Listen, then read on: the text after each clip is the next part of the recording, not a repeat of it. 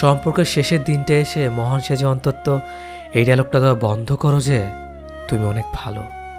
দেখে নিও, জীবন সঙ্গী হিসেবে আমার চেয়ে অধিক ভালো কাউকে পাবে। তার চেয়ে বরং এই প্রশ্নগুলোর যথাযথ উত্তর দাও। আমি জানি আমি ভালো, তুমি জানো আমি ভালো। আমি যখন এতই ভালো, তাহলে আমাকে ঠকালে কেন? মাঝপথে এসে আমাদের সম্পর্কের ইতি টানতে হচ্ছে কেন? কেনই বা তুমি এখন অন্যদিকে অন্যজনে আকৃষ্ট? এই যে প্রশ্ন শুনেই নিশ্চুপ হয়ে গেলে, আমি জানি এসব প্রশ্ন সঠিক উত্তর তুমি দিতে পারবে না। কারণ তুমি প্রশ্নের উত্তর দিতে শুরু করলে আর চতুর্থ শব্দটা হেরে যাবে। তোমার মেধাবী মস্তিষ্কের খিলুয়াজ আর কোনো কাজে আসবে না। জানো, তোমার মতো অসৎ মানুষের প্রশ্ন শোনার কান আছে ঠিকই, কিন্তু উত্তর দেওয়ার মতো যোগ্য হৃদয়টুকু নেই। শেষবারের মতো আমার চোখের দিকে চোখ মিলিয়ে তাকিয়ে দেখো, তুমি কতটা অযোগ্য আমার। যাকে বলেছিলে ভালোবাসি, তাকে ধরে রাখার ক্ষমতা তোমার নেই।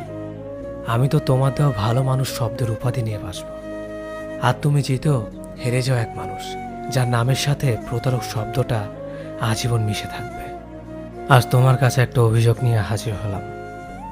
বলতে পারো আদৌ, পৃথিবীতে ভালোবাসা যদি এতই পবিত্র হয়ে থাকে, তাহলে নিজের সবটুকু উজাড় করে দিয়ে যাকে এত বেশি ভালোবাসলাম, তাকে কেন পেলাম না আমি? কি দোষ ছিল আমার? 5টা বছর রিলেশনে শুধু নিঃস্বার্থভাবে ভালোবেসে গেছি তাকে। বিনিময়ে অবহেলা আর অপমান ছাড়া আর কিছুই পাইনি আমি।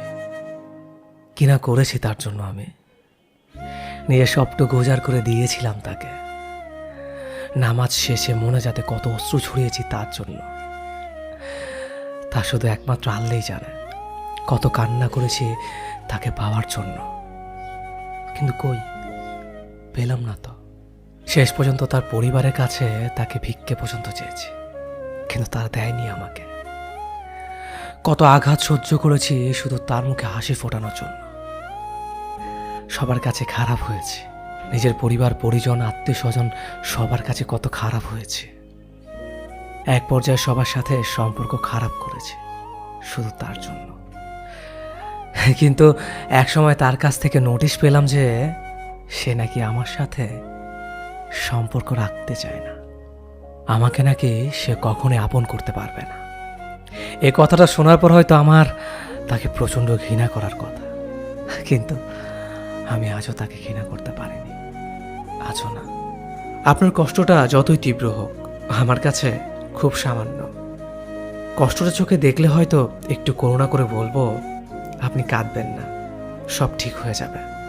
বিশ্বাস করেন, এর থেকে বেশি কিছু করব না। আমরা কষ্টে থাকাকালীন সময়ে আশা করি কেউ একটু বুঝুক আমায়, কেউ অনুভব করুক আমার ব্যথা, কেউ আমার কষ্টের কথাগুলি মনোযোগ দিয়ে শুনুক। সবচেয়ে কঠিন সত্য হচ্ছে, এই কঠিন সময়গুলোতে আমাদের পাশে কেউই থাকে না। কত সময় তো পাশে থাকা প্রিয় মানুষটাও থাকে না। কেউ কারো কষ্টের ভাগিদার হতে চায় না।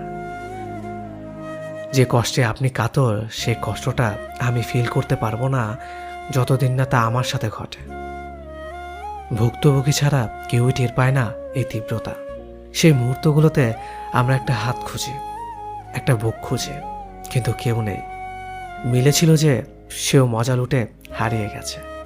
এমনই হবে, কারণ বাস্তবতা ভেদ করে আমরা রূপকথার শহরে যেতে পারি না। দিন শেষে যখন আপনি কাউকে খুঁজে পাবেন না, যখন টের পাবেন আপনার পাশে কোনো হাত নেই, তখন বেঁচে থাকার জন্য নিজেকেই প্রেরণা জোগাতে হবে। যাকে আপন আপন বলে মুখে লালা এসে গিয়েছিল, সেও কত দূরের মানুষ। আপনার কঠিন সময়ে আপনার সাথে কেউ থাকবে না, একমাত্র পরিবার ছাড়া কেউ না। সে আপনাকে যতই ভালোবাসুক, আপনাকে ফেলে চলে যাবে আধারে, ফিরেও তাকাবে না। আপনার জন্য কেউই তার রঙিন জীবনে আধার আনবে না। যতদিন সুখ ছিল ততদিন ছিলাম, এই তো ঢের। আমরা খুবই কল্পনা বিলাসী। কোন একটা সিনেমা দেখলে সেখানে কম বেশি সবাই নিজেকে কল্পনা করে। বাস্তবতার সামনে এসে যখন দাঁড়াবেন, তখন কোনো সিনেমেটিক ব্যাপার দেখতে পাবেন না। নির্জন জায়গায় বসে কান্না করলে কেউ এসে রুমাল এগিয়ে দেবে না। নিজেকে নিজের চোখের পানিগুলো মুছতে হয়। হাঁটতে গিয়ে পড়ে গেলে কেউ এসে হাতটা ধরে না, পড়ে গিয়ে নিজেকেই উঠে দাঁড়াতে হয়। 20 টাকার লটারি কিনে কোটিপতি হওয়া যায় না। বেকার ছেলে মারামারি করে প্রেমিকার বাবার মন জয় করতে পারে না। বাস্তবতা দেখিয়ে দেয় প্রেমিকা অন্য কারো হয়ে যাচ্ছে, আর প্রেমিক ধোয়া উড়াচ্ছে। বাস্তবতার মুখোমুখি দাঁড়িয়ে বুঝে গেছি জীবন সিনেমা নয়।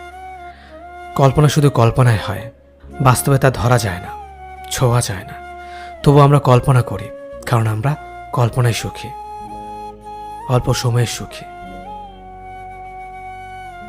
আমি জানতে চাই না তুমি ঠিক কতটা মোটা, কিংবা তোমার শরীরে কটা হাড় যা আমার ওপর দিয়ে গুণে বলে দেওয়া যায়। আমি শুধু এতটুকু জানি, তোমার এমন শারীরিক ঘটনার জন্য কারো কাছে তুমি জবাব দিতে বাধ্য নও।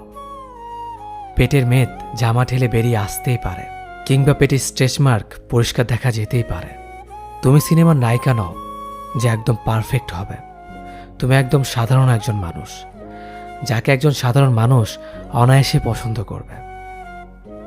পাট কাঠির মতো চেহারা, আবার কাদের হাড়ে স্পষ্ট বোঝা যায়, আবার শাড়ি পরেছে।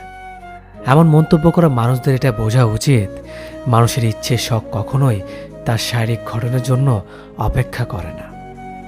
এত রোগা কেন তুই? ঝড় হলে হাওয়ায় উড়ে যাবে, বাড়িতে খাস না? এমন কথা শুনে একেবারে মানসিকভাবে বিধ্বস্ত হওয়া ছেলেটাও বাড়ির অভাবকে উপেক্ষা করে জিমে যায় শেষ চেষ্টা করতে, যাতে লোকের কাছে ছোট হতে না হয়। তুমি যদি এমনভাবে কারো কথার সম্মুখীন হও, তবে মনে রেখো তোমার শারীরিক দোষ নয়, এটা ওই ব্যক্তির মানসিক রোগ, যে মানুষের গঠন আকৃতি এসব নিয়ে মজা করে বেড়ায়। পৃথিবীতে কোনো মানুষ একা মরে না, কেউ না কেউ তার জন্য থাকেই। সৃষ্টিকর্তা তৈরি সব থেকে সুন্দর সৃষ্টি হলো মানুষ। তুমি কত বড় মনের মানুষ যে মানুষকে অপমান করো, সৃষ্টিকর্তার শিল্পকে অপমান করো। এই যে তুমি বারবার চলে যেতে চাও, আমি আটকে রাখি, ভালোবাসার দোহাই দেই। তুমি কি দয়া করে থেকে যাও, নাকি ভালোবাসো বলেই থেকে যাও? একদিন যেতে চাইলে যদি পথ আগলে না দাঁড়াই, তোমাকে আটকে না রাখি, অধিকার ছেড়ে করুণ চোখে তাকিয়ে থাকে, তুমি কি থেকে যাবে, নাকি মুক্তি পাওয়ার আনন্দে মুখ ফিরিয়ে চলে যাবে? এই যে শাসন করি তোমাকে, একটুতেই রাগ দেখাই, ভালোবাসি বলে পাগলামি করে যাই, তুমি কি এসবে বিরক্ত, নাকি বুঝতে পারো এসব ভালোবাসা? শুধুই ভালোবাসা। ধরো বিচ্ছেদটা হয়েই গেল, মাসখানেক কথা হয়নি আমাদের, একদিন হঠাৎ করে দেখা হয়ে গেল, তুমি কি তীব্র ঘৃণায় আমার দিকে তাকাবে, নাকি বলবে তোমাকে আমার খুব প্রয়োজন? নাকি সেদিন অস্পষ্ট কাহিনীতে আরো বেশি অস্পষ্ট হবে অসমাপ্ত গল্পটা?